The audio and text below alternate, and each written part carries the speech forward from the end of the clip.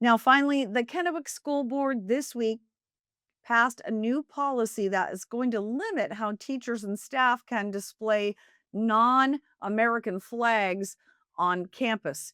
It was a 3-2 vote that passed on Wednesday night with President Gabe Galbraith, who you'll see from in a moment here, the Vice President, Micah Valentine, who's really been the one who's championed this issue for the last few years, and then also board member Josh Miller in support. On the other side, board members Mike Connors and Brittany Gledhill opposed to this. I did reach out to both of them. Neither responded today to my request for comment. But this new policy is going to restrict how political flags, including those representing any political party, movements, candidates, what have you, can be displayed outside the school or inside a classroom.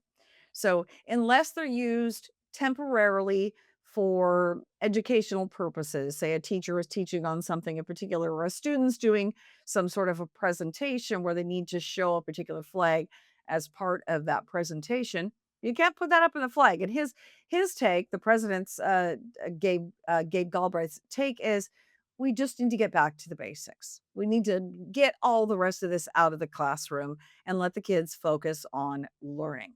So he's hoping this could be the final issue or the final conversation piece on this issue, which has been about 5 years in the making in the Kennewick School District.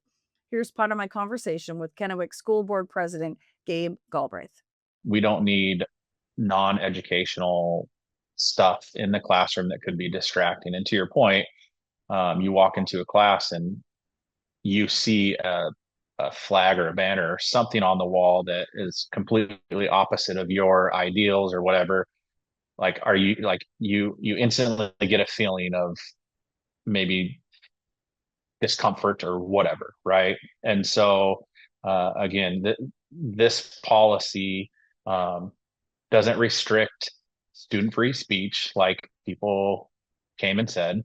It doesn't restrict teacher free speech. Everyone still has a First Amendment, and it doesn't ban anything. What we're saying is, if you're using a flag, poster, banner, anything like that, you could use that on a temporary basis, but not permanently, right? So if you're doing a lesson from in history from any certain time and you need a flag to help with your delivery of that lesson, then a teacher could have a Black Panthers flag, a pride flag, a Blue Lives Matter flag, a Don't Tread on Me flag, whatever enhances that lesson, but then that's it. It doesn't need to be displayed permanently on the wall.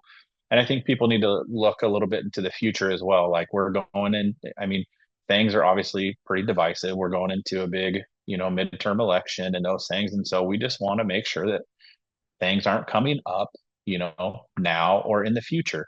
And we don't know what's going to happen the end of this year, next year, 5 years from now, when it comes to any uprising of movements and those kind of things. But we're just saying, look, we don't need that in the classroom. Teach our kids, love our kids, create a safe space for them. We don't need all the other extra stuff in there. Now, the specifics on how this policy will be implemented is going to be left up to school administrators, like principals in individual buildings, and likely not to be really enforced, he said, until the 26-27 school year, because we're nearing the end of this school year already. He said if there's still flags up in classrooms, teachers that are out of compliance are not going to make a big issue out of that. He's hoping there will be some immediate, response to this, but he said it's not going to be an enforcement issue probably until going into the next school issue. So that is a wrap on today's episode and the week's episodes of Washington in Focus Daily. It is April 24th, 2026. As always, thank you for watching. Hope you have a blessed weekend. Enjoy some time with friends and family, and we'll see you next week.